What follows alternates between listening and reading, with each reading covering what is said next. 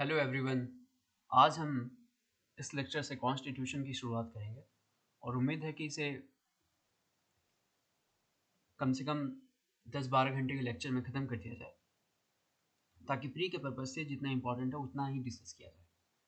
ये जो मैं भी वीडियोस बना रहा हूँ वो सारे प्री के पर्पज़ से हैं, लेकिन प्री के पर्पज़ से तो हैं, लेकिन मेंस के पॉइंट ऑफ व्यू से भी आपको समझने में काफ़ी मदद करते हैं। तो शुरुआत करते हैं आज से कॉन्स्टिट्यूशन ऑफ इंडिया की। कॉन्स्टिट्यूशन के बारे में कुछ एक दो बातें जान लीजिए कि फर्स्ट सिटिंग कब हुई थी। कॉन्स्टिट्यूशन बनाने के लिए कॉन्स्टिट्यूशन फ्रेमर्स जो थे हमारे, जो कॉन्स्टिट्यूशन मेकर्स थे, उनकी फर्स्ट सिटिंग कब हुई थी? फर्स्ट सिटिंग वो हुई थी आपको 9 दिसंबर 1946। 1946 जो हमारी फर्स्ट सिटिंग हुई थी वो 9 दिसंबर 1946 को हुई थी। फिर हमारा कॉन्स्टिट्यूशन अडॉप्ट कब हुआ था? अडॉप्टेड कॉन्स्टिट्यूशन को अडॉप्ट किस दिन किया गया था? अडॉप्टेड ऑन 26 नवंबर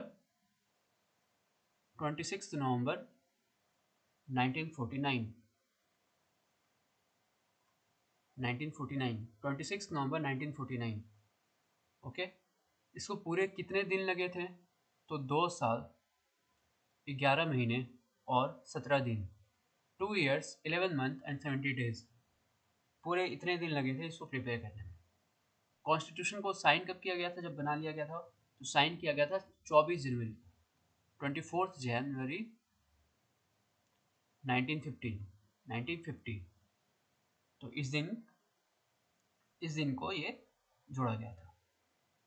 अब कुछ इंपॉर्टेंट बातें क्या बताऊं मैं आपको यहाँ पे कि इसमें टोटल शेड्यूल कितने हैं? 12 हैं। ओरिजिनली कितने थे? 8 थे। टोटल अपेंडिक्सेस कितने हैं? अभी 4 हैं। अपेंडिक्स 1 किससे डील करता है? जम्मू कश्मीर वाले ऑर्डर से जो 2019 से पास किया गया था। तो ये सारी बातें और यही सब अब आगे बढ़ते जाएंगे तो पता चलते जाएंगी काफ़ी चीज़ें। अब देखिए यहाँ पे क्या बोल रहा है। हाँ, राइट्स से आने से पहले कौन कौन से राइट्स केवल सिटीजन्स को अवेलेबल हैं तो वो भी देख लेते हैं। अभी 15, 16, 19, 29, 30 यहाँ से क्वेश्चन आता है घुमा फिरा के। अंदर से ऐसे कोई राइट पूछ देंगे, वो पूछ देंगे कि एक क्वेश्चन आया था हरियाणा में कि पाकिस्तान का व्यापारी है, पाकिस्तान का बिजनेसमैन है, वो यहाँ बिजनेस कर सकता है कि नहीं? फंडामेंटल राइट है कि नहीं उसका बिजनेस करने का? यहाँ पे तो नहीं है, फंडामेंटल राइट बिजनेस करने का नहीं है। 19 में जो बिजनेस करने का राइट देता है वो उसका नहीं है। 15, 16, 19, 29, 30 ये 5 आर्टिकल्स जो होते हैं केवल इंडियन सिटीजन्स पे अप्लाई करते हैं। बाहर के सिटीजन्स, दूसरे देश के सिटीजन्स इसको क्लेम नहीं कर सकते। ओके, आगे बढ़ते जाएंगे, बहुत चीज़ें जानते सीखते जाएंगे, समझते जाएंगे। चलिए अब प्रेम्बल से शुरू करते हैं। ओके, एक बार वॉइस क्वालिटी चेक कर लेता हूँ मैं। Okay straight. चलिए अब प्रेम्बल बोलता क्या हमारा? We the people of India, we the people of India. यहाँ पे सिटीजन यूज नहीं हुआ है पहली बार सिटीजन यूज नहीं हुआ है। क्यों? क्योंकि कॉन्स्टिट्यूशन इस समय इनेक्ट नहीं हुआ था। कॉन्स्टिट्यूशन अभी तक सिटीजनशिप नहीं थी। उसके पहले क्या थी? उसके पहले सब्जेक्ट्स थे। इंडियन कॉन्स्टिट्यूशन लागू होने से पहले हम सब्जेक्ट्स थे ब्रिटिश के, एक तरह से वस्तु थे ब्रिटिश के, हम सब्जेक्ट थे, हमारे पास सिटीजनशिप वाली राइट नहीं थी। तो यहाँ हमने जो we the people of India मतलब किसके बारे में रेफर किया जा रहा है? कॉन्स्टिट्यूशन फ्रेमर्स और इंडियंस के बारे में। जो टोटल इंडियंस थे उस समय, उनके बारे में रेफर किया जा रहा है। वो सिटीजन तो नहीं थे लेकिन पीपल ऑफ इंडिया तो थे। वो सिटीजन नहीं थे, पीपल ऑफ इंडिया थे।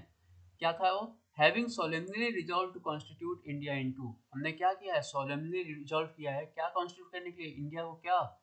Sovereign, socialist, secular, democratic republic बनाना। तो यह ध्यान रखिए, यहाँ से ऑर्डर पूछा जाता है, ये ऑर्डर पूछा जाता है। Sovereign, socialist, secular, democratic, Republic, यही ऑर्डर डिट्टो यही ऑर्डर पूछ दिया जाता है। एक में दे दिया जाता है, पहले सेक्युलर आता है, फिर सोशलिस्ट आता है, फिर दूसरे में दे दिया जाएगा पहले डेमोक्रेटिक आता है, फिर सोवरेन आता है। ऐसे क्वेश्चन तो याद कैसे करेंगे? जो एस वाले हैं सारे वो इन डिक्रीजिंग ऑर्डर में है, वो डिक्रीजिंग ऑर्डर में है। डिक्शनरी मीनिंग के हिसाब से, डिक्शनरी वर्ड्स के हिसाब से वो डिक्रीजिंग ऑर्डर में है। पहले एस ओ सॉवरेन आ गया, एस ओ वी सॉवरेन आ गया, फिर एस ओ सी सोशलिस्ट आ गया, घट गया। एस ओ वी के पहले आता है एस ओ सी, तो घट गया यहाँ पे। फिर एस ओ, एस तो है, एस के बाद ई आ गया, तो सेकुलर वाली जो एस वाली चीज़ें हैं वो डिक्रीजिंग ऑर्डर में है, डिक्रीजिंग ऑर्डर, डिक्रीजिंग ऑर्डर में है। ओके, फिर हमारा क्या बचता है, डेमोक्रेटिक और रिपब्लिक, और डेमोक्रेटिक और रिपब्लिक। अब यहाँ से क्वेश्चन आता है एक और, कि इनमें से किन शब्दों को 42nd अमेंडमेंट एक्ट में जोड़ा गया था। इनमें से किन शब्दों को 42nd अमेंडमेंट एक्ट से जोड़ा गया था, तो वो है हमारे, तो इसको कैसे याद रखेंगे, कौन कौन से, वो सोशलिस्ट और सेक्युलर, इनको कैसे याद रखेंगे, मतलब याद तो होगा आपको, लेकिन बिना, मतलब बिना कुछ एग्जाम दिमाग में प्रेशर बनाए या बिना कॉन्फिडेंस के साथ याद रखने का तरीका क्या है, कि बीजेपी है जो हमारी, बीजेपी गवर्नमेंट, उनको इन दोनों शब्द से काफ़ी नफरत है, सोशलिस्ट से भी और सेक्युलर से भी। वो इनको पसंद नहीं करती इन शब्दों को। तो जिन शब्दों को बीजेपी पसंद नहीं करती, उनको 42nd अमेंडमेंट एक्ट में जोड़ा गया था 1976 में, उनको 1976 में जोड़ा गया था। ओके, ठीक है, अब आगे बढ़ते हैं। क्या बोल रहा है यहाँ पे, कि हम भारत के लोग क्या सोलिमनी क्या रिजॉल्व किया है, कि इंडिया को हम क्या बनाएंगे, सोवरेन बनाएंगे। सोवरेन मतलब हमारे ऊपर किसी और देश का ऑर्डर नहीं चलेगा, हम अपने क्षेत्र में मालिक हैं अपने, हम अपने क्षेत्र में, दूसरे दूसरे राज्य हमारे, दूसरा कोई देश हमारे क्षेत्र में कानून बनाने के लिए, ये कुछ करने के लिए हमको गाइड नहीं करेगा, हमको गाइड नहीं करेगा, हमको उपदेश नहीं देगा, हमको डायरेक्शन नहीं देगा, हम पे ऑर्डर नहीं चलाएगा कोई दूसरा देश।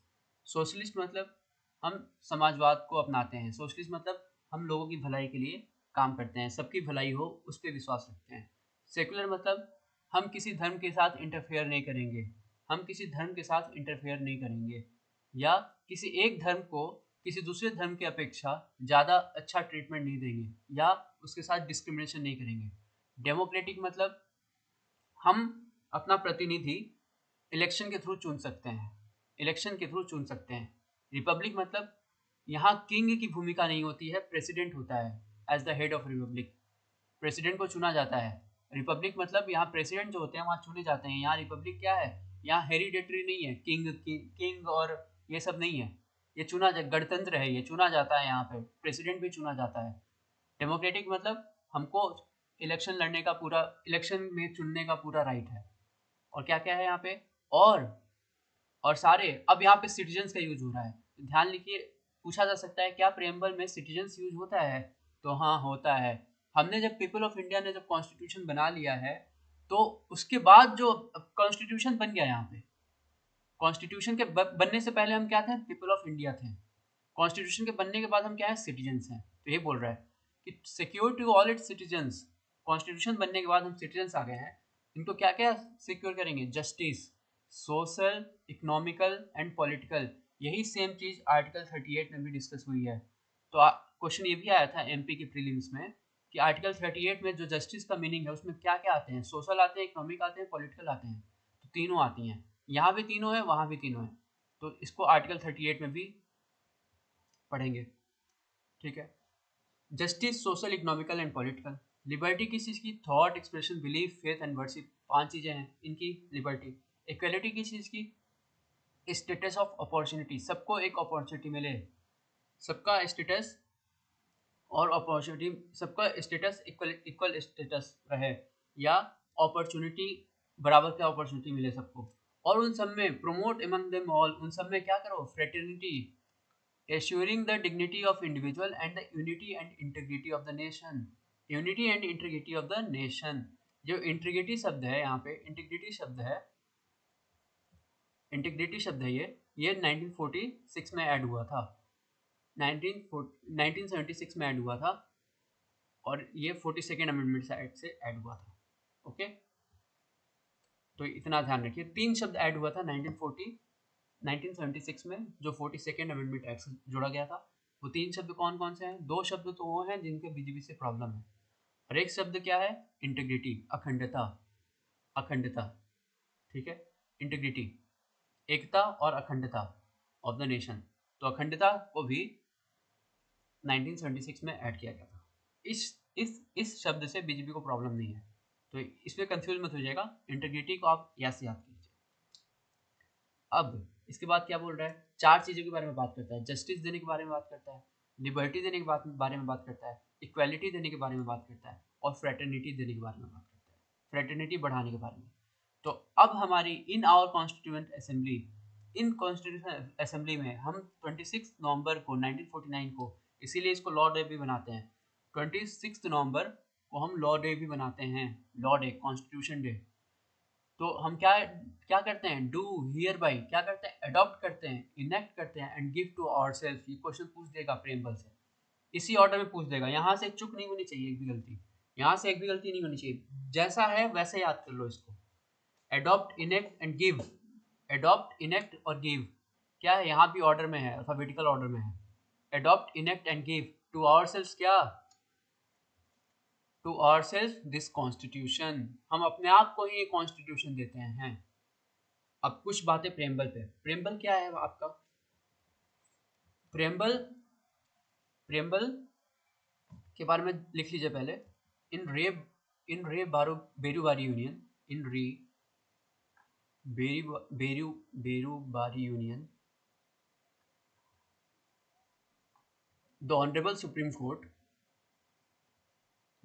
supreme court has held that preamble is not part of the constitution। Preamble क्या है हमारा, कॉन्स्टिट्यूशन का भाग नहीं है। इसने किस केस में बोला गया था, ऑनरेबल सुप्रीम कोर्ट के द्वारा, preamble not part of the constitution, ये री बेरुबारी यूनियन में बोला गया था। लेकिन इसके साथ साथ ये भी बोला गया था कि प्रेम्बल पार्ट तो नहीं है, लेकिन प्रेम्बल क्या है, चाबी है। कॉन्स्टिट्यूशन मेकर्स जैसा सोचते थे वैसा समझने के लिए, उनका ताला खोलने के लिए, एक तरह से वो क्या सोचते थे उस चीज को जानने के लिए, प्रेम्बल एक चाबी है। प्रेम्बल हमारा चाबी है।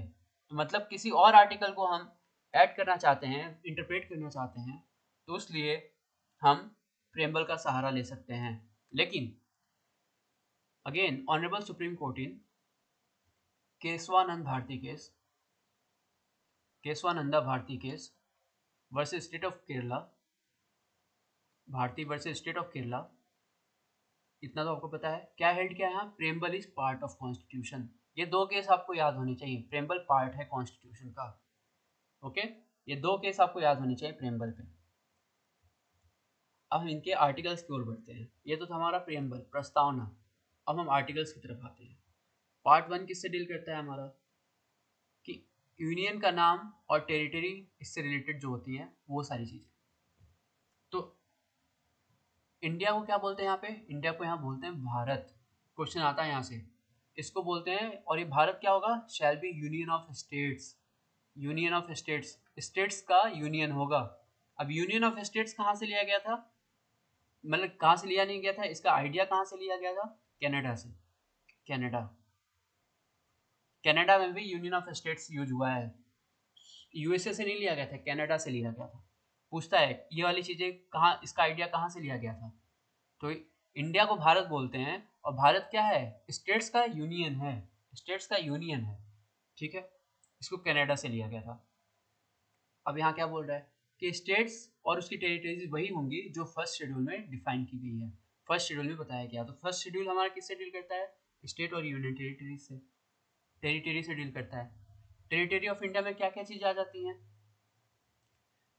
स्टेट्स की टेरिटरी आ जाती हैं, यूनियन टेरिटरीज आ जाती हैं जो फर्स्ट शेड्यूल में मेंशन है, और वो सारी टेरिटरीज आती हैं जो अक्वायर की जाती हैं, जो अक्वायर की जा सकती है। जैसे मान लीजिए श्रीलंका का कोई आइलैंड या पाकिस्तान का कोई एरिया टेरिटरी इंडिया ने एक्वायर किया, तो इंडिया की टेरिटरी में ये भी आ जाता है, वो भी आ जाते हैं। जो चीज़ें एक्वायर की गई हैं या की जाएंगी, मे बी एक्वायर, जो एक्वायर की जाएंगी बाद में, वो भी सारी चीज़ें आ जाती हैं। तो ये पूछा जा सकता है किसमें, किस आर्टिकल के किस सब आर्टिकल में इंडियन टेरिटरी एक्वायर, इंडिया कोई टेरिटरी एक्वायर करती है, तो है हमारा थर्ड में 1 के 3 के सी में, 1 के 3 के सी में, article 1 sub article 3 clause C. Okay great. अब बढ़ते हैं सेकंड में। तो यहाँ देखिए, यहाँ ध्यान दीजिएगा, कभी भी हम इंडिया को बोलता नहीं इंडिया में टेरिटरी, कैसे इंडिया टेरिटरी अपनी देगी, कैसे इंडिया अपने टेरिटरी को किसी दूसरे देश को देगा या देगी, ठीक। लेकिन अब पढ़ेंगे कैसे वो सेशन कैसे हो सकता है। सेशन मतलब सीज कैसे कर सकते हैं टेरिटरी को, एक टेरिटरी दूसरे देश को कैसे दे सकती है इंडिया, वो भी देखेंगे हम। दूसरा क्या बोल रहा है कि आप एडमिशन कर सकते हो, एस्टेब्लिशमेंट कर सकते हो नए स्टेट्स की। तो पार्लियामेंट में क्या कर सकती है, by law admit into the union या इस्टेब्लिश, या तो एडमिट कर सकती है या इस्टेब्लिश कर सकती है न्यू स्टेट्स को उन कंडीशंस पे जो उसको उचित लगता हो, जो उसको उचित लगता हो, ठीक। तो यहाँ न्यू स्टेट्स की बात की जा रही है। यहाँ पे न्यू स्टेट्स मतलब क्या, बाहर के देशों को आपने यहाँ जो एक्वायर किया है, आपने जो यहाँ एक्वायर किया है 1 के 3 किसी में, उसको एडमिट कर लोगे यूनियन में, या क्या करोगे, एस्टेब्लिश कर दोगे, उनको एक नया राज्य स्थापित करोगे। जो भी आपने यहाँ एक्वायर किया है, जो भी आपने 1 के 3 के सी में एक्वायर किया, उसको 2 में क्या करोगे, आप वेरीफाई कर दोगे, उसको वैलिडेशन कर दोगे, उसका वैलिडेशन कर दोगे, एडमिशन करोगे या उसका एस्टेब्लिशमेंट कर दोगे। अब सेकेंड है, यहाँ से भी क्वेश्चन आया है 2-3 बार, मेरे होश व हवास में तो 2-3 बार आया है, पता नहीं कितनी बार आया होगा।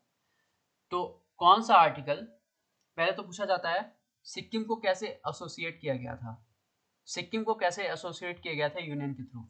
तो इसको 35th से ऐड किया गया था, 35th से ऐड किया गया था, और 36th से इसको रिपील कर दिया गया। ये क्वेश्चन पूछता है कि इसको ऐड कब किया गया था सिक्किम को, 35th में, और कब रिपील कर दिया गया इसको, अगले वाले में ही। तो एक बार ऐड कर लिया गया तो वो तो नॉर्मल स्टेट बन गया, फिर इसकी ज़रूरत ही नहीं थी, इसकी ज़रूरत ही नहीं थी। अब आ जाइए थर्ड पे, फॉर्मेशन। अब नए राज्य, यहाँ नए राज्य का मतलब क्या है, यहाँ पे जो हमारे स्टेट्स क्या बोलते हैं इसको, जो स्टेट होती हैं, जैसे बिहार हो गया, दिल्ली हो गया, दिल्ली तो नहीं, अपना पंजाब हो गया, इन सब के बारे में बात करता है ये। अगर नया स्टेट बनाना है या उनकी बाउंड्रीज को चेंज करना है, नाम को चेंज करना है, तो कैसे होता है।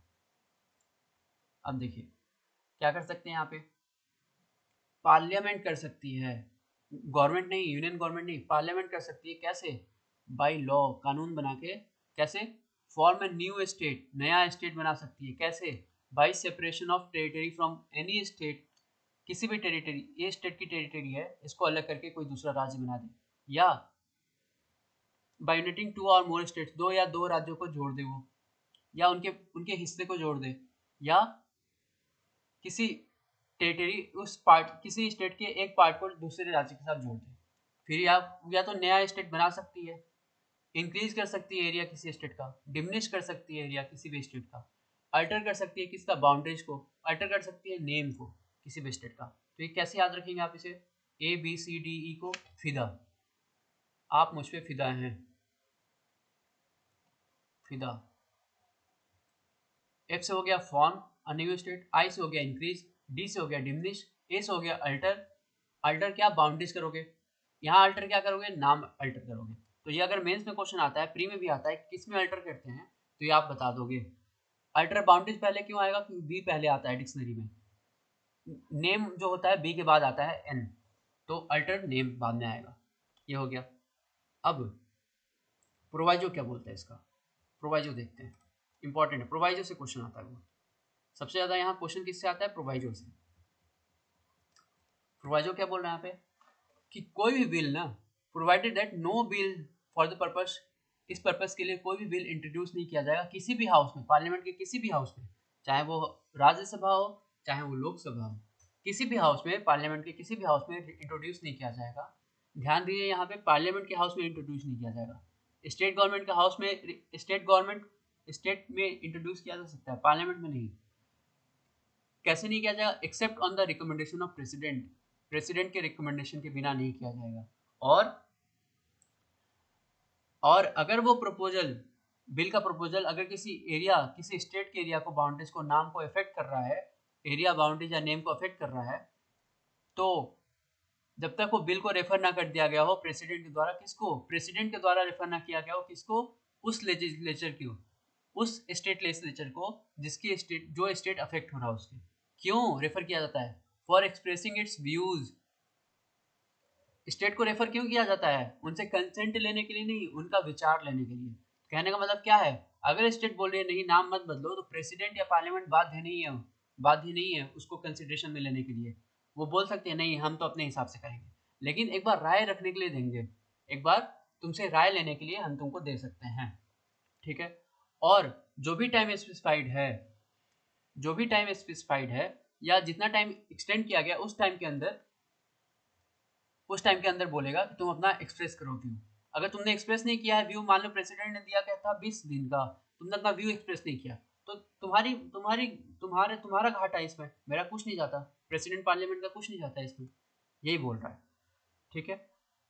अब एक्सप्लेनेशन 1 में क्या बोल रहा है कि आर्टिकल्स ए टू ई में स्टेट में यूनियन टेरिटरी आती हैं, लेकिन प्रोवाइजो में स्टेट में यूनियन टेरिटरी नहीं आती है। मतलब कहने का मतलब क्या है, यूनियन टेरिटरी पे कौन राज करता है, राज नहीं, मतलब एक तरह से देसी भाषा में बता रहा हूँ, यूनियन टेरिटरी को राज कौन करता है, सेंट्रल गवर्नमेंट ही करती है। कैसे, एडमिनिस्ट्रेटर अपॉइंट करके या गवर्नर अपॉइंट करके, एडमिनिस्ट्रेटर अपॉइंट करके, तो सेंट्रल गवर्नमेंट का ही एक तरह से पार्ट है यूनियन टेरिटरी। तो फिर सेंट्रल गवर्नमेंट ही, पार्लियामेंट ही अगर बिल चेंज करना चाहती है, नाम पता चेंज करना चाहती है यूनियन टेरिटरी का, तो वहाँ खुद पार्लियामेंट की ही एक तरह से गवर्नमेंट है, वहाँ पे खुद पार्लियामेंट की ही, खुद सेंट्रल गवर्नमेंट की एक तरह से वहाँ अधिकार है, तो उस समय उससे राय लेने की जरूरत ही नहीं यूनियन टेरिटरी में।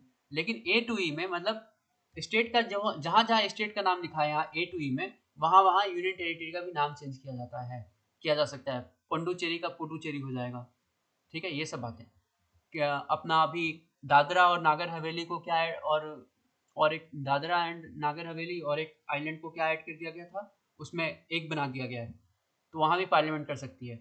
लेकिन अगर यूनियन टेरिटरी को का नाम चेंज करना है, तो उसमें प्रोवाइजो के लिए प्रेसिडेंट को यूनियन टेरिटरी के लेजिस्लेचर के पास देने की जरूरत नहीं है।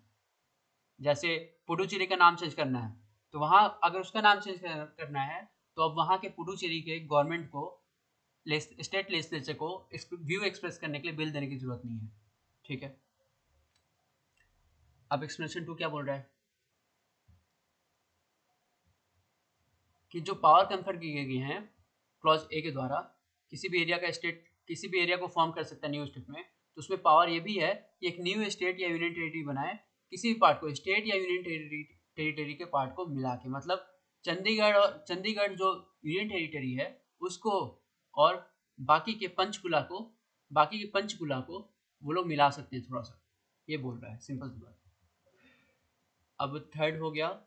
हाँ, अब एक क्वेश्चन आता है, रीबेरीबारी यूनियन में क्वेश्चन आया था यहाँ पे कि अगर इंडिया को अपनी टेरिटरी किसी दूसरे देश को देनी है तो कैसे दी जाएगी, तो इसमें हेल्ड किया गया था, ब्रीफ में बता दे रहा हूँ कि ना तो 2 में दिया जाता है ना 3 में दिया जाता है।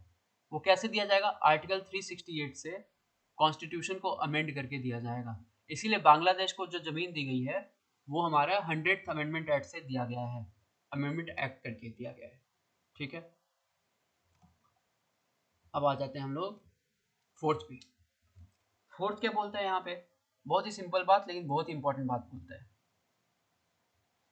कि कोई भी अमेंडमेंट हो रहा है, जो लॉ बनाया जा रहा है आर्टिकल 2 और 3 में, जिससे अमेंडमेंट हो रहा है फर्स्ट और फोर्थ शेड्यूल का, जो हमारे टेरिटरी से रिलेटेड है, उसको हम कॉन्स्टिट्यूशन का अमेंडमेंट नहीं मानते हैं, उसको हम अमेंडमेंट नहीं मानते हैं। क्या बोल रहे हैं, any law refer to in article 2 और 3 शैल कंटेन, हर पहले तो ये बोलता है कि जो भी लॉ रेफर किया गया है, जो भी लॉ तुमने 2 और 3 में बताया है, उसमें ये भी मेंशन होगा कि तुम फर्स्ट शेड्यूल और फोर्थ शेड्यूल को अमेंड कर रहे हो, क्योंकि फर्स्ट शेड्यूल और फोर्थ शेड्यूल टेरिटरी से रिलेटेड है, ठीक। और इतना हो गया। अब सेकंड क्या बोल रहा है इसका इंपॉर्टेंट, कि कोई भी लॉ जो बनाया है तुमने इस आर्टिकल में 2 और 3 में, उसको कॉन्स्टिट्यूशन का अमेंडमेंट नहीं माना जाएगा, उसको कॉन्स्टिट्यूशन का अमेंडमेंट नहीं माना जाएगा। तो कहने का मतलब क्या है, कॉन्स्टिट्यूशन के थ्रू कितने तरीके से मेजोरिटी में लॉ बनाया जाता है, कितने मेजोरिटी में, मतलब किन किन कैटेगरी वाली मेजोरिटी है जिनसे लॉ बनाया जाता है। पहली है सिंपल मेजोरिटी, जो हमारा आर्टिकल 2 और 3 में जो नाम पता चेंज करते हो, नाम और बाउंड्री चेंज करते हो स्टेट का, उसके लिए सिंपल मेजोरिटी की जरूरत है। क्योंकि क्या बोल रहा है ये आर्टिकल, क्या बोल रहा है आर्टिकल 4, क्या बोल रहा है कि उसको हम, वो जो लॉ बना रहे हैं उसको अमेंडमेंट नहीं मानेंगे, अमेंडमेंट नहीं मानेंगे मतलब अमेंडमेंट वाला प्रोसीजर उस पर नहीं लगेगा, तो सिंपल मेजोरिटी से काम हो जाएगा, ये सिंपल मेजोरिटी से काम हो जाएगा। यहाँ से क्वेश्चन आता है नाम चेंज करना हो किसी स्टेट का, एरिया चेंज करना हो, 2 या 3 में कुछ भी करना हो, तो वो सिंपल मेजोरिटी से हो जाती हैं चीज़ें। ध्यान दीजिए इस बात पे। बाकी के लिए हमारा क्या है, बाकी के लिए आपको अगर आर्टिकल 368 में अमेंडमेंट करना है तो उसके आपको 2/3 मेजोरिटी चाहिए। अब आते हैं सिटीजनशिप पे, ये भी इम्पोर्टेंट है। अभी ये चर्चा में है तो इससे क्वेश्चन आप एक्सपेक्ट कर सकते हैं। और मैं हमेशा अपने फ्रेंड्स को, अपने दोस्तों को, अपने स्टूडेंट्स को बोलता हूँ कि सिटीजनशिप अभी चर्चा में है तो आप इसका एंट्री नंबर भी याद कीजिए। तो सिटीजनशिप किस में है, 17 में, 17 में, एंट्री नंबर 17 ऑफ किस लिस्ट में, इतना तो पता होना चाहिए, लिस्ट 1 में है। केवल यूनियन ही उस पर लॉ बना सकती है। Entry 17 of list 1। अब पढ़ते हैं इसमें सिटीजनशिप क्या होती है। और ध्यान दीजिएगा यहाँ जो सिटीजनशिप है ना, पार्ट 2 जो हमारा डील करता है सिटीजनशिप से, वो केवल कॉन्स्टिट्यूशन जब कमेंस हो रहा था उससे डील करता है। कॉन्स्टिट्यूशन एक बार लागू हो गया, मतलब कॉन्स्टिट्यूशन जब लागू होने वाला था तब कौन सिटीजन होगा देश का, क्योंकि उस समय कोई सिटीजनशिप एक्ट नहीं था इंडिया का अपना खुद का।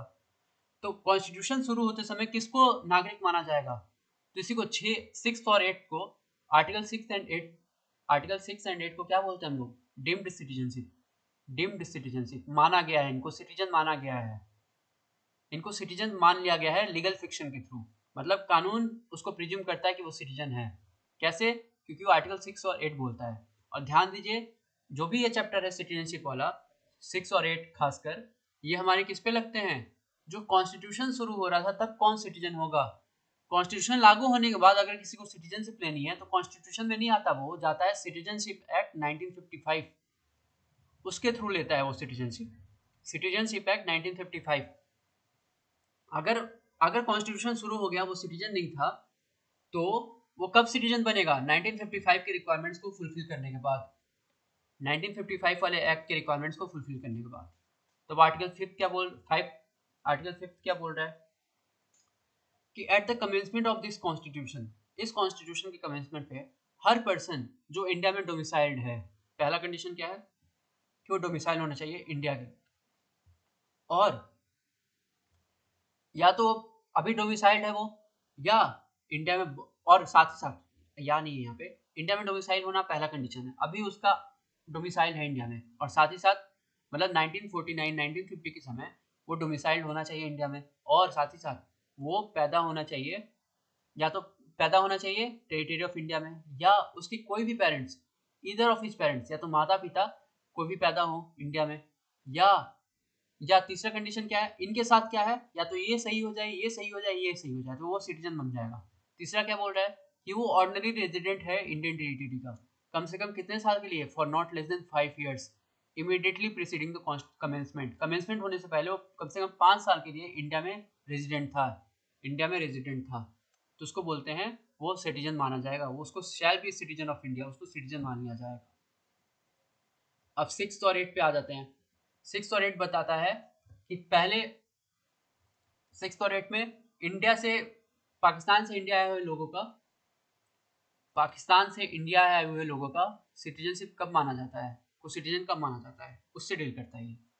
तो देखिए क्या बोलता है ये कि not withstanding anything in article 5, मतलब ये आर्टिकल 5 का एक्सेप्शन है कि आर्टिकल 5 में भले ही तुम वो सब रिक्वायरमेंट फुलफिल करते हो, लेकिन कोई भी पर्सन जो इंडिया की टेरिटरी में कब माइग्रेट किया है, from now including Pakistan, India की टेरिटरी में कहाँ से माइग्रेट किया उसने, पाकिस्तान की टेरिटरी से, जो अब पाकिस्तान में आते हैं वहाँ की टेरिटरी से माइग्रेट किया है इंडिया में, तो उसको सिटीजन तभी माना जाएगा, he shall be deemed to be citizen of India at the commencement of constitution, तभी माना जाएगा जब या तो वो, या उसके पिता, या उसके ग्रैंड पेरेंट्स, पिता या माता या दादा दादी क्या थे, इंडिया में बॉर्न हुए थे, जो गवर्नमेंट ऑफ इंडिया में डिफाइंड है, और साथ ही साथ अगर वो पर्सन माइग्रेट कर दिया था बिफोर 19 जुलाई 1948, ये याद रखिए क्वेश्चन आता है यहाँ से, 19 जुलाई 1948 से पहले इंडिया में आ जाना चाहिए, तो वो उससे पहले इंडिया का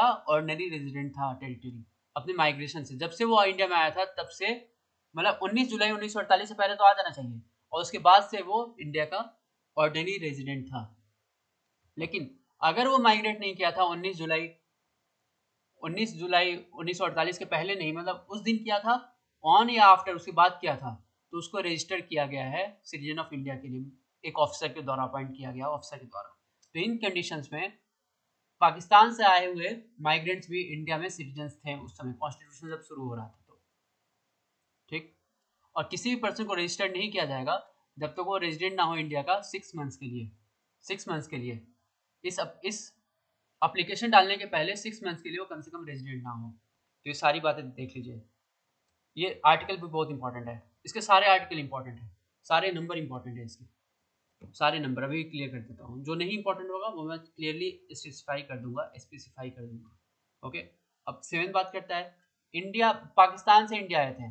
अब इंडिया से जो पाकिस्तान चले गए हैं उनकी तो बुरी हाल हो रही है, उनका बुरा हाल हो रहा है।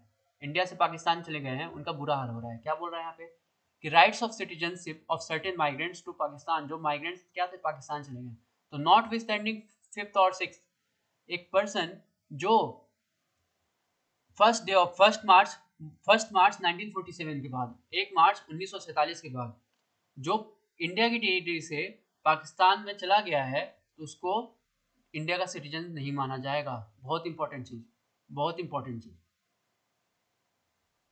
लेकिन इसका प्रोवाइड जो है ये इंपॉर्टेंट नहीं है, ये छोड़ दीजिए।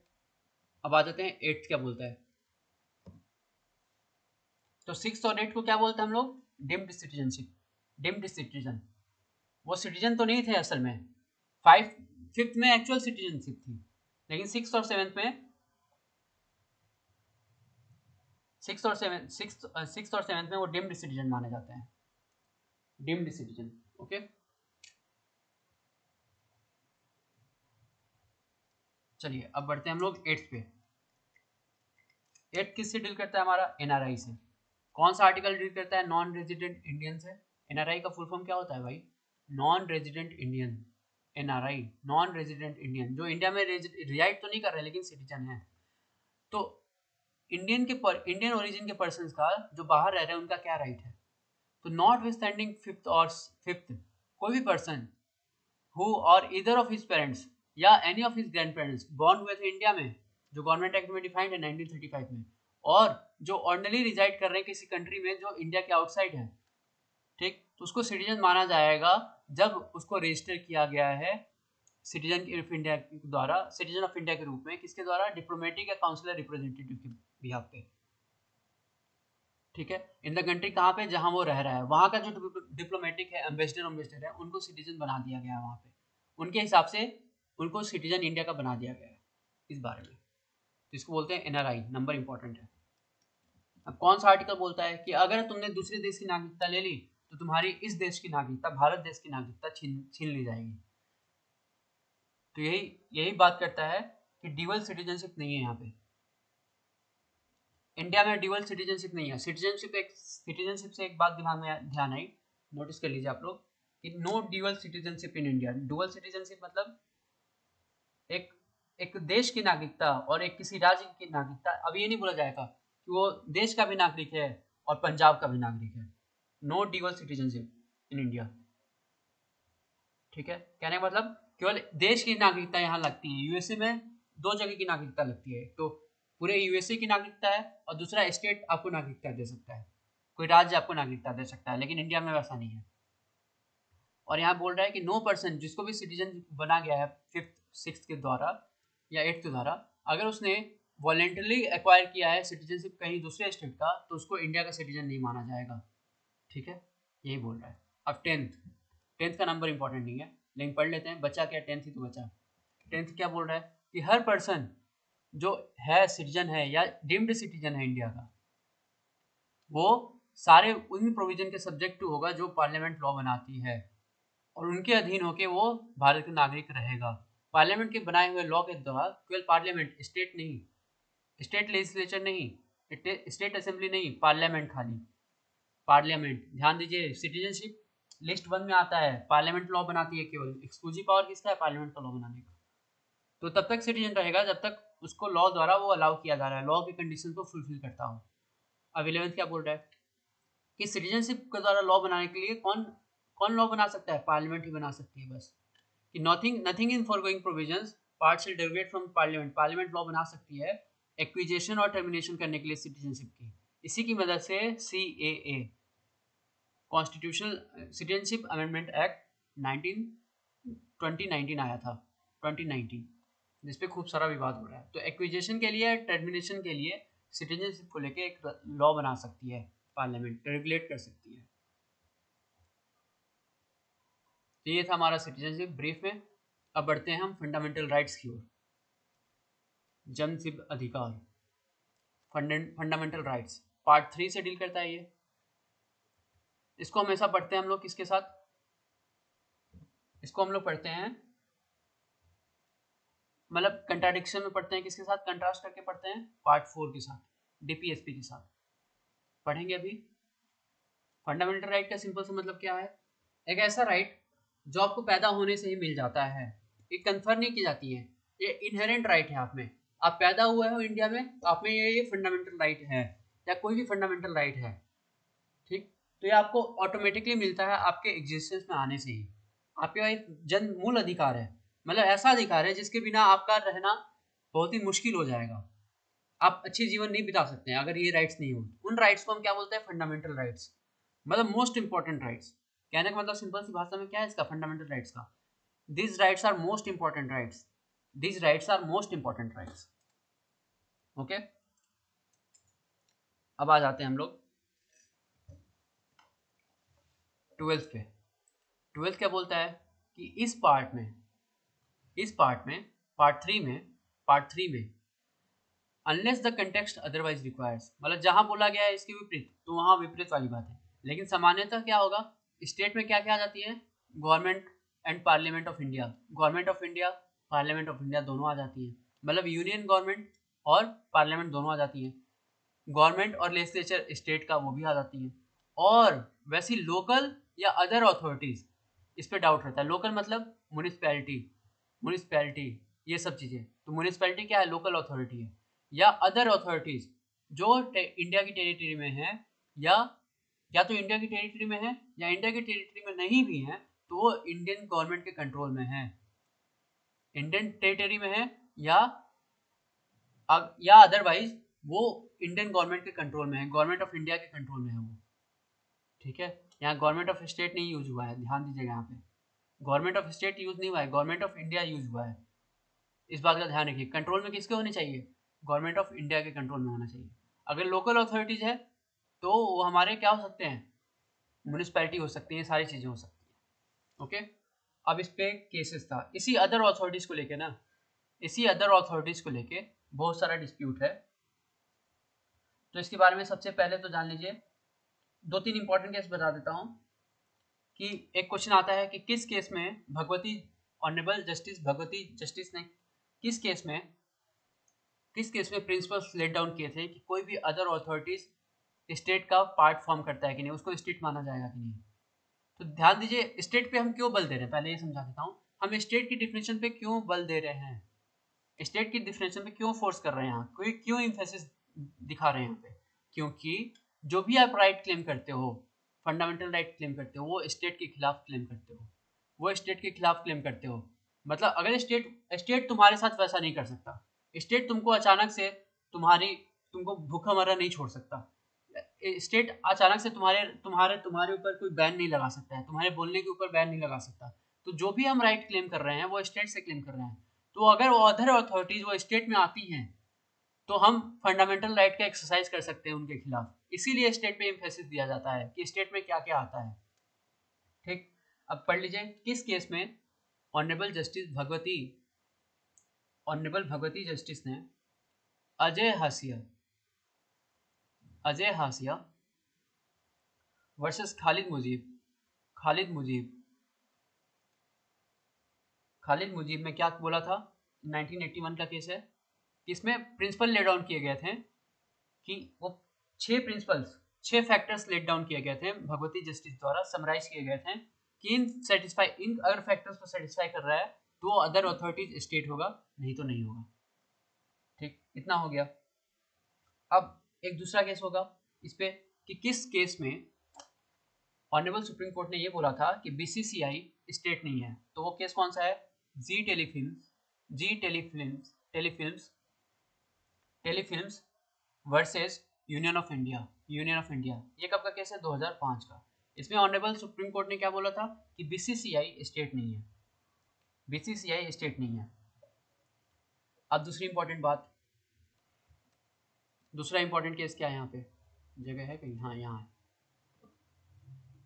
किस केस में ये बोला गया था ऑनरेबल सुप्रीम कोर्ट के द्वारा कि जुडिशरी भी स्टेट है, जुडिशरी भी स्टेट है, सुप्रीम कोर्ट का पार्ट भी, हाई कोर्ट का पार्ट भी स्टेट में आता है। कब आता है? जब वो एडमिनिस्ट्रेटिव साइड से काम करती है, एडमिनिस्ट्रेटिव साइड से काम करती है। एडमिनिस्ट्रेटिव साइड, अब दो साइड होते हैं, एक साइड होता है सुप्रीम कोर्ट का, कोई भी कोर्ट का दो साइड होते हैं, एडमिनिस्ट्रेटिव, दूसरा होता है जुडिशियल।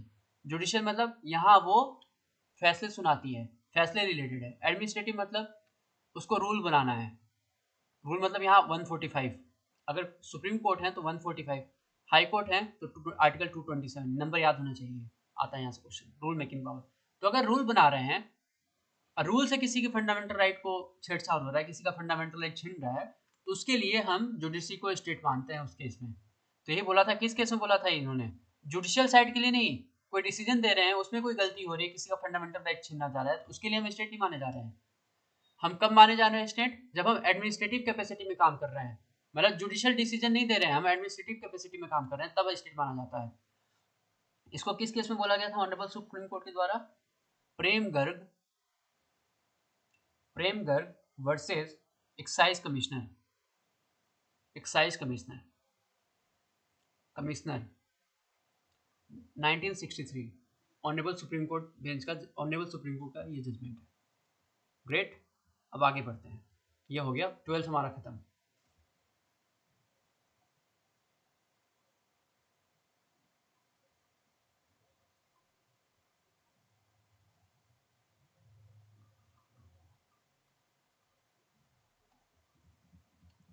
अब 13 क्या बोल रहा है?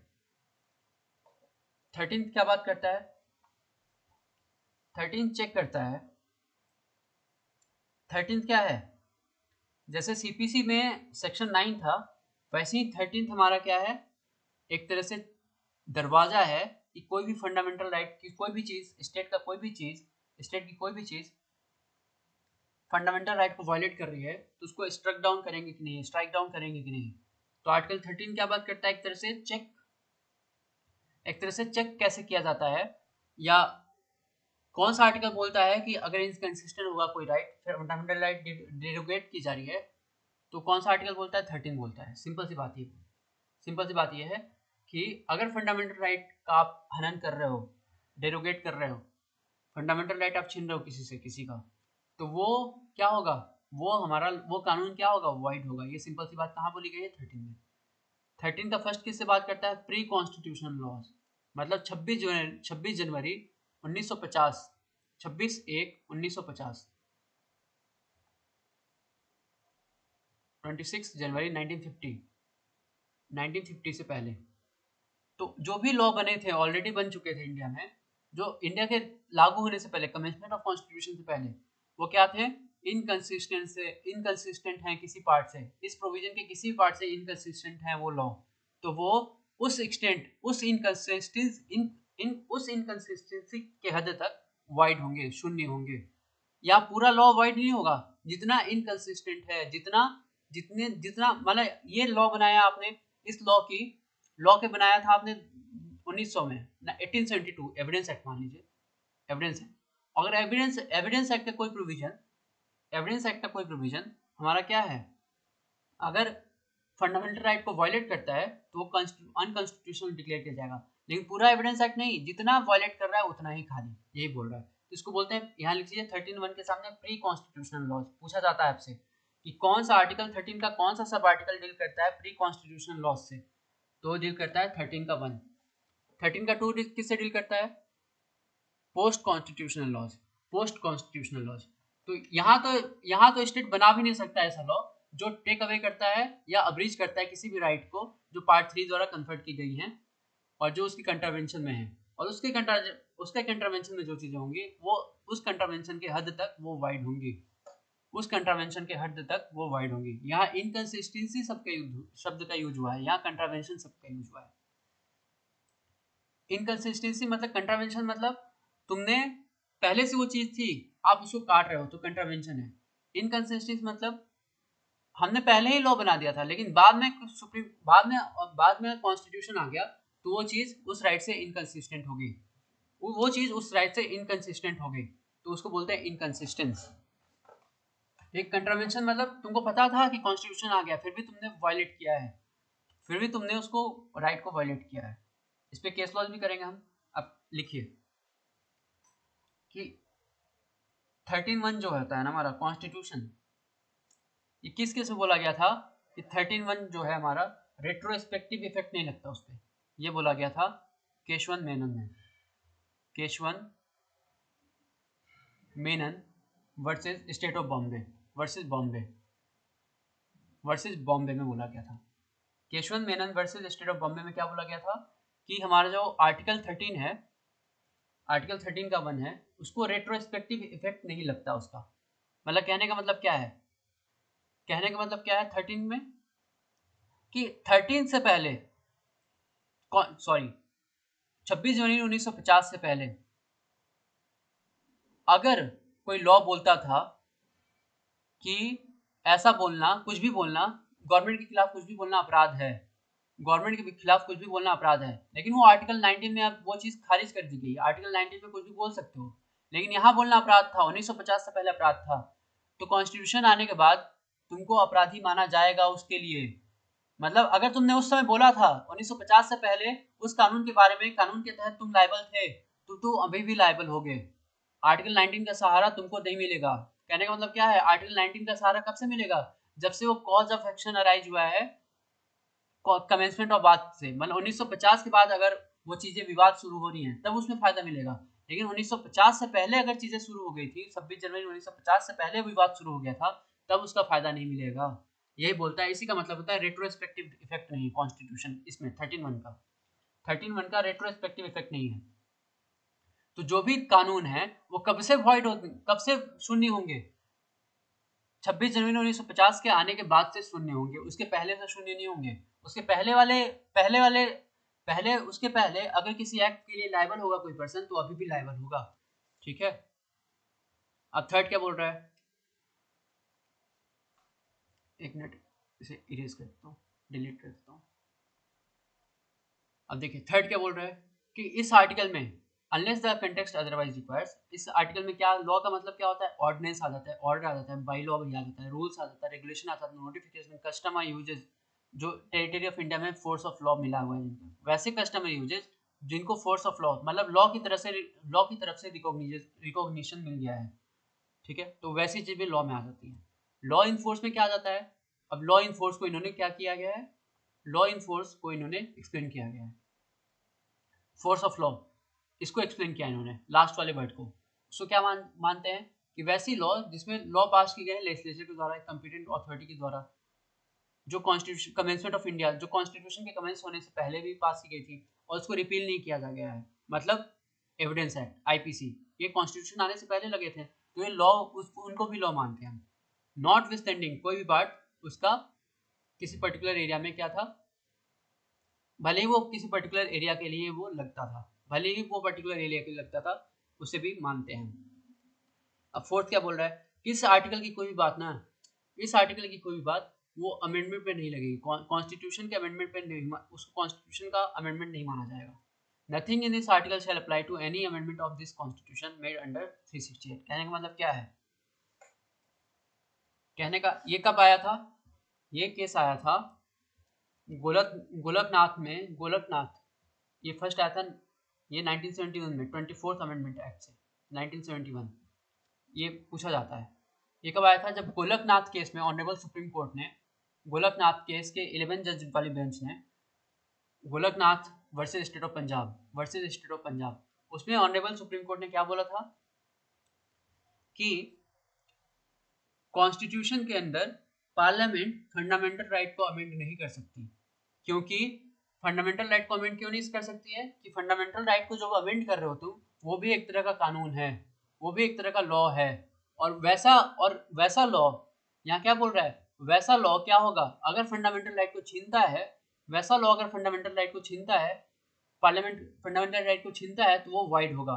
तब इस चीज को हटाने के लिए, इस डिसीजन को हटाने के लिए सुप्रीम पार्लियामेंट ने क्या पास कर दिया, आर्टिकल 13 का 4 पास कर दिया कि अगर हम कोई लॉ बना रहे हैं जो फंडामेंटल राइट के साथ थोड़ा सा छेड़छाड़ करता है, जैसे फंडामेंटल राइट टू प्रॉपर्टी हो गया हमारा, वो सब चीजें हैं, फंडामेंटल राइट टू प्रॉपर्टी हो गया, उसके साथ छेड़छाड़ करता है, तो उसको हम 13 में चेक नहीं करेंगे, मतलब उसको 13 में वॉइड नहीं माना जाएगा, तो ये लॉ बनाया था, उसको अमेंडमेंट को लॉ नहीं माना जाएगा, 13 वाला। तो इसी चीज को सुप्रीम कोर्ट ने ऑनरेबल केशवानंद भारती में कंफर्म किया, तो तुम लॉ बना के फंडामेंटल राइट को के साथ चेंज कर सकते हो, लेकिन तुम बेसिक स्ट्रक्चर को चेंज नहीं कर सकते। ठीक है, अभी आगे पढ़ेंगे ये सारी चीजें। अब इसके उस पर आ जाते हैं, बहुत सारे केसेस हैं इस पे। अब इसी 13 से हमारा क्या हो जाता है, एक और कौन सी डॉक्ट्रिन आती है निकल के, rule of severability, rule of doctrine of severability.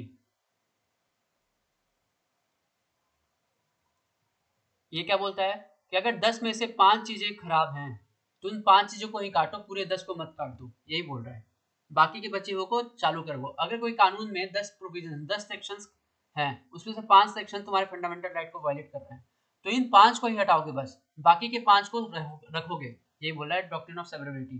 सबसे इंपॉर्टेंट केस कौन सा है इस पे, state of Bombay versus FN Balsara. Okay, अब आ जाते हैं दूसरा केस, इस पे क्या है इंपॉर्टेंट, कि डॉक्ट्रिन ऑफ इक्लिप्स पहली बार किस में लगा था, एक्सरसाइज किया गया था। तो ये लिखिए, Bhikaji Narayan Dhakras, Bhikaji Narayan versus state of MP, Bhikaji Narayan versus state of MP। ये क्या बोला था इसमें ऑनरेबल सुप्रीम कोर्ट ने, कि डॉक्ट्रिन ऑफ इक्लिप्स जो होता है ना, डॉक्ट्रिन ऑफ इक्लिप्स जो होता है वो हमारा पहली बार इसको रिकॉग्नाइज किया गया था आर्टिकल 13(1) के लिए, और 13(2) के लिए पहली बार डॉक्ट्रिन ऑफ इक्लिप्स का एक्सरसाइज कहाँ किया गया था, किस केस में, state of Gujarat versus Ambika mills,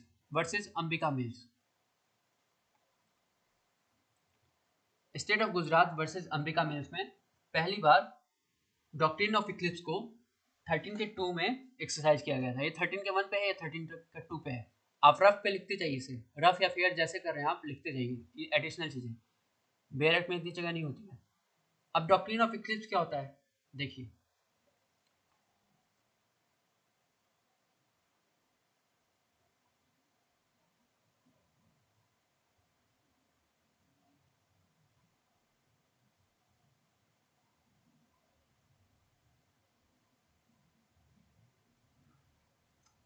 अब देखिए, मान लीजिए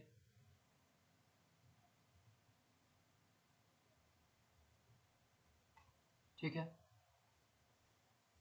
ये कभी भी, अब देखिए डॉक्ट्रिन ऑफ इक्लिप्स क्या बोलता है आपका, 13(1), 13(2), 13(1) और 13(2) के ऊपर है ये। सिंपल सा मतलब ये है, इक्लिप्स का कहने का मतलब क्या है, ग्रहण लग जाता है। तो मान लीजिए 1915 से पहले, 1950 से पहले कोई लॉ था आपका, ओके, इंग्लैंड ने कोई लॉ बनाया था, ब्रिटिश पार्लियामेंट ने कोई लॉ बनाया था, मान लीजिए 1860 बनाया है, अपना IPC 1860 बनाया है। तो IPC अगर किसी सिटीजन के फंडामेंटल राइट को वायलेट करती है, तो यहाँ तक तो वो वायलेट कर सकती है, 1950 तक वो वायलेट कर सकती है, लेकिन 1950 के बाद वो सिटीजन्स के राइट को वायलेट नहीं कर सकती है। 1950 के बाद वो सिटीजन्स के राइट को वायलेट नहीं कर सकती है। ये हो गया हमारा, ये बोलता है आर्टिकल 13 का 2, आर्टिकल 13 का 1 बोलता है, ठीक। तो इसके बाद वो वायलेट नहीं कर सकती। लेकिन अगर मान लीजिए इस कानून में कोई खराबी थी जिसके चलते किसी का राइट वायलेट किया जा रहा है, तो उस समय के लिए वो कानून क्या होता है, पूरी तरह से किताब से नहीं हट जाता है, केवल सिटीजन्स के लिए, जो केवल नागरिक हैं उनके लिए वो इफेक्ट में नहीं रहता है, रह जाता है। उनके लिए इफेक्ट में नहीं रहता। कहने का मतलब क्या है, ये जो लॉ बनाया है आपने, अगर यदि कोई बात किसी सिटीजन की फंडामेंटल राइट को वायलेट कर रही है, किसी सिटीजन के फंडामेंटल राइट को वायलेट कर रही है, तो उस केस में हमारा क्या होगा, ये जो लॉ होगा वो सस्पेंड कर दिया जाएगा, वो सस्पेंडेड मोड में आ जाएगा। वो मान लिया जाएगा कि वो उस पे छाया आ गई है, मतलब उसको ढक दिया गया है, एक ग्रहण लग गया उस पर। लेकिन जैसे ही पार्लियामेंट ने उस लॉ में कोई सुधार कर लिया है, तो फिर से वहां उजाला आ जाएगा, फिर से वो लॉ सिटीजन्स पे लगने लगेगी। मतलब यहाँ बोल रहा था, ये लॉ बोलता था कि तुम कुछ बोल नहीं सकते, मान लो कुछ भी बोल नहीं सकते हो, तो 1950 के बाद वो सिटीजन्स पे नहीं लगेगा वो लॉ। लेकिन अगर पार्लियामेंट में उसमें कुछ सुधार कर दिया उस कानून में, वो बोल रहा है कि अब तुम बोल सकते हो, अब बोलने पे पाबंदी नहीं है, तो वो लॉ हमारा क्या हो जाएगा, फिर से चालू हो जाएगा, वो लॉ हमारा फिर से चालू हो जाएगा। यही बोल रहा है डॉक्ट्रिन ऑफ इक्लिप्स। एक बार ग्रहण लगता है बस, पूरी तरह से खत्म नहीं होता, ग्रहण लगता है बस। और ग्रहण अगर हटा लिया गया है, ग्रहण के कारणों को हटा लिया गया है, तो फिर से वो लॉ फोर्स में आ जाता है। और दूसरी इंपॉर्टेंट क्या बात है कि ये जो लॉ है, ये ये जो लॉ जो सिटीजन्स के राइट ले जा रहे हैं, केवल उनके खिलाफ सस्पेंड किया गया है, नॉन सिटीजन्स के खिलाफ। नॉन सिटीजन्स के खिलाफ, जो भारत के नागरिक ही नहीं है, उनके खिलाफ अगर कोई लॉ बना है तो वो चालू रहेगा। यही बोलते हैं doctrine of Eclipse.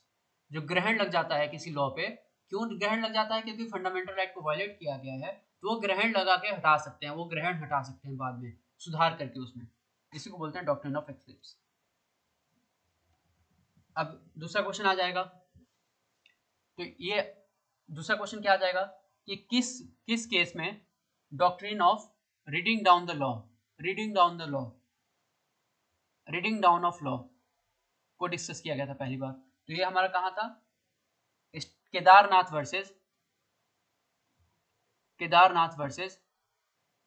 Kedarnath Bijoria versus Kedarnath Singh versus state of Bihar, इसमें डिस्कस किया गया था ऑनरेबल सुप्रीम कोर्ट के द्वारा। ये किस पे केस है, 124A पे। तो रीडिंग डाउन ऑफ लॉ का मतलब क्या है कि तुम लॉ को ऐसे पढ़ो कि अगर तुमको लग रहा है कि हाँ वो चीज वायलेट कर रही है कॉन्स्टिट्यूशन के राइट्स को, सिटीजनशिप के राइट को वायलेट कर रही है, तो आप उसको क्या करो, आप उसको पूरी तरह हटाने से पहले ये कोशिश करो कि उसका जो शब्द यूज किया गया है उसको कम से कम, मतलब उसका दायरा कम कर दिया जाए। उस पूरे लॉ को मत खत्म कर दो, उसको लॉ को कम पढ़ो, मतलब लॉ का जो एक्सटेंट है उसको कम कर दो। मतलब जो वर्ड्स हैं उसको, अगर वर्ड्स बहुत वाइड है, वाइड मीनिंग देते हैं, तो उसको नैरो मीनिंग दो। कहने का मतलब क्या है, रीडिंग डाउन ऑफ लॉ मतलब narrow meaning of law, narrow meaning, उसको नैरो इंटरप्रिटेशन दो। इसी को केदारनाथ में 124A को, सिटीजन वाले सेक्शन को वैलिडेट करने के लिए सुप्रीम कोर्ट ने क्या बोल दिया कि नैरो मीनिंग दे दी, कि हर बोलना चालना नहीं होगा, वैसे ही बोलना चालना सिटीजन में आएगा जो वायलेंस को इंसाइट करता है, ठीक है। अब आ जाते हैं हम लोग आर्टिकल 14 पे। आर्टिकल 14 बोलता है इक्वलिटी बिफोर लॉ। तो स्टेट डिनाई नहीं करेगी किसी भी पर्सन को, कोई भी पर्सन, यहाँ सिटीजन नहीं है, ध्यान दीजिए यहाँ पे। तो अब मैंने पहले क्या बोला था, सिटीजन वाली चीजें किस पे लगती हैं, 15, 16, 19, 29, 30, याद कर लो। किसी भी पर्सन को डिनाई नहीं करेगा, पाकिस्तान भले ही वो पाकिस्तान का क्यों ना हो, उसको सिटीजनशिप, उसको इक्वलिटी डिनाई करेगा। क्या नहीं करेगा deny, equality before the law या इक्वल प्रोटेक्शन ऑफ लॉ। इसको बोलते हैं अफर्मेटिव, इसको बोलते हैं निगेटिव। मतलब हर कानून, हर लॉ उस पर बराबर लगेगा, ये आर्टिकल 14 का कहना मतलब है, ठीक है। अब 15 जो हमारा है वो कल से हम इसे करेंगे। Okay, great, thank you.